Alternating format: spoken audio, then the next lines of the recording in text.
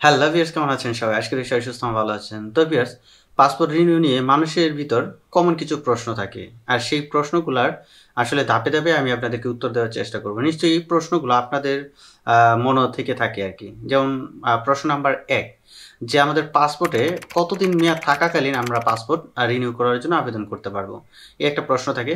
প্রশ্ন নাম্বার ২, যেমন passport renew করার জন্য আমাদের কি, কি কাগজপত্রের প্রয়োজন হতে পারে আরকি? মানে কি, কি কাগজপত্র লাগবে? প্রশ্ন নাম্বার ৩, যে পাসপোর্ট রিনিউ করার জন্য ফি বা কত টাকা লাগে আরকি বর্তমানে? এই কমন ৩ টা প্রশ্ন কিন্তু সবার মাঝেই থাকে। তো আমি ধাপে, ধাপে এই ৩ টা প্রশ্নের উত্তরই দিব। তো আমি যদি ১ম প্রশ্নে যাই, যে আসলে পাসপোর্ট আমরা পাসপোর্টের কতদিন মেয়াদ থাকাকালীন আমরা পাসপোর্ট রিনিউ করতে পারবো? তো আসলে আমাদের এই ক্ষেত্রে দেখা যায় যদি পাসপোর্টের ৬ মাস মেয়াদ থাকে সেক্ষেত্রে রিনিউ করাটা ভালো।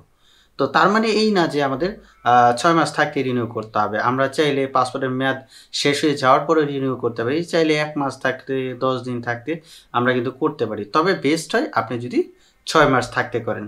কারণটা কি? দেখা যায় আপনার আ কোনো প্রয়োজনে, যেমন আপনি ব্যবসায়ের কাজে হোক বা স্টুডেন্ট ভিসায় হোক বা অন্য কোনো প্রয়োজনে আপনি দেশের বাইরে যাবেন আরকি। তখন আপনার পাসপোর্টের প্রয়োজন পড়বে।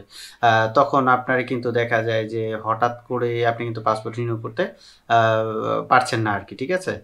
সেই ক্ষেত্রে দেখা যায় আপনি যদি ৬ মাস আগে করে রাখেন, সেক্ষেত্রে কিন্তু আপনি সেফ থাকেন আরকি। ঠিক আছে? তো সেক্ষেত্রে ৬ মাস আগে করা ভালো আরকি। ঠিক আছে? তারপর এখন ২ নাম্বার যে প্রশ্নটা, যে আসলে পাসপোর্ট রিনিউ করার জন্য কি, কি কাগজপত্র লাগে?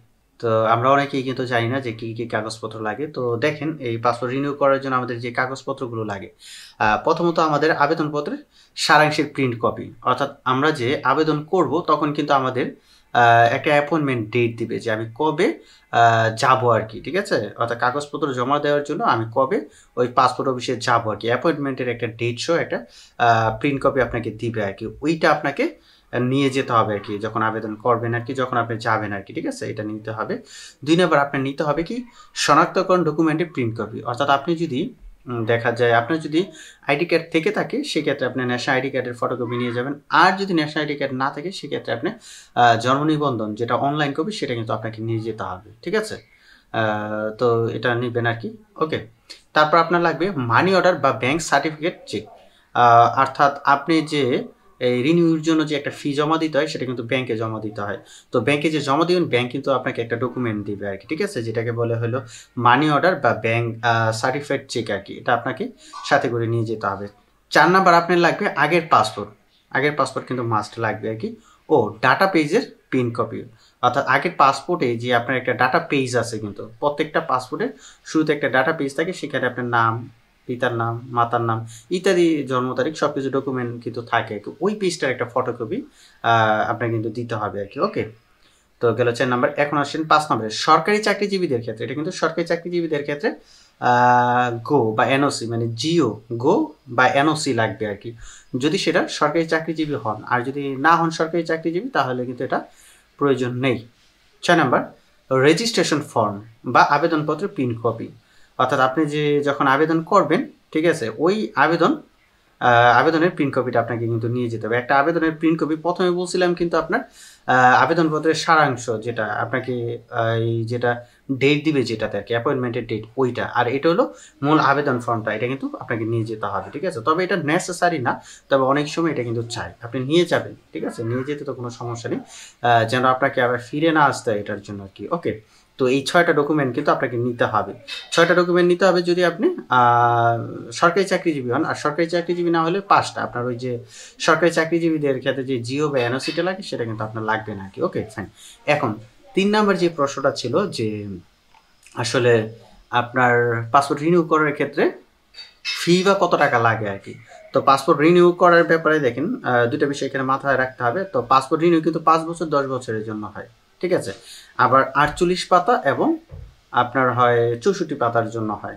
ঠিক আছে? তো আপনার এই ৫ বছর, ১০ বছর বা ৪৮ পাতা, ৬৪ পাতা, এই বেতে কিন্তু আপনার কি হয়? টাকার অ্যামাউন্টটা কম বেশি হয়। সেটা আমি আপনাদেরকে বলছি। তো ২০২৩ সাল অনুযায়ী আপনি যদি দেখা যায় ৫ বছরের জন্য ৪৮ পৃষ্ঠার একটা পাসপোর্ট রিনিউ করতে যান, সেক্ষেত্রে আপনাদের লাগবে ৳৪,০২৫ লাগবে। কত? ৳৪,০২৫ লাগবে। আর এইটাই যদি ৫ বছর মেয়াদি যদি আপনি 64 পৃষ্ঠার করতে যান সেই ক্ষেত্রে আপনাদের লাগবে ৬,৩২৫ টাকা। ওকে, ৬,৩২৫ টাকা। ওকে, আর অন্যদিকে যদি 10 বছর মেয়াদি 48 পাতার করতে যান সেই ক্ষেত্রে আপনাদের লাগবে ৫,৭৫০ টাকা। ঠিক আছে, 48 পাতার হলে। আর যদি আপনি 64 পাতার করেন সেই ক্ষেত্রে আপনার লাগবে ৮,০৫০ টাকা আর কি, ৮,০৫০ টাকা। এখন কত হলো 48 পাতা 64 পাতা কেন আর কি? তো যারা প্রচুর বিদেশ ট্যুর করেন, ভ্রমণ করেন, ঠিক আছে, তাদের ক্ষেত্রে কিন্তু বেশি পৃষ্ঠাটাই করা ভালো। কারণ আপনার পৃষ্ঠা যদি শেষ হয়ে যায়, ঠিক আছে, আপনি যেতে যেতে যদি শেষ হয়ে যায় তখন কিন্তু আপনি একটা প্রবলেমে পড়বেন। তাই আপনার যদি ঘন ঘন যাওয়ার প্রয়োজন হয়, বিশেষ করে যারা ইন্ডিয়াতে যান তারা কিন্তু দেখা যায় তাদের কিন্তু অনেকবার যেতে হয়, তখন পৃষ্ঠা শেষ হয়ে যেতে পারে। তারা 48 পৃষ্ঠার করবেন, আর যারা মাঝে সাঝে যাবে নাকি তারা মোটামুটি 64 পাতার করতে পারে নাকি। তো যাই হোক, আশা করি আপনারা এই যে পাসপোর্ট রিনিউ নিয়ে মানুষের যে কমন প্রশ্নগুলো থাকে, নিশ্চয়ই এটাও আপনাদের মাথায় থাকে আর কি এই প্রশ্নগুলো। তো এই প্রশ্নগুলোর সমাধান পেয়েছেন। যদি আজকের আলোচনাটা যদি আপনাদের ভালো লেগে থাকে তাহলে অবশ্যই কিন্তু ভিডিওতে একটা লাইক দিবেন, কমেন্টস করবেন এবং বেশি বেশি করে শেয়ার করবেন। এতে কি হয়, দেখা যায় এটা শেয়ার করলে অন্যরা এটা জানতে পারলো, তারা উপকৃত হলো। তো যাই হোক, আপনার পাসপোর্ট বা ভিসা সম্পর্কিত যে কোনো ধরনের আপডেট পেতে এই চ্যানেলটি সাবস্ক্রাইব করে আমাদের সাথেই থাকতে পারেন। ধন্যবাদ সবাইকে।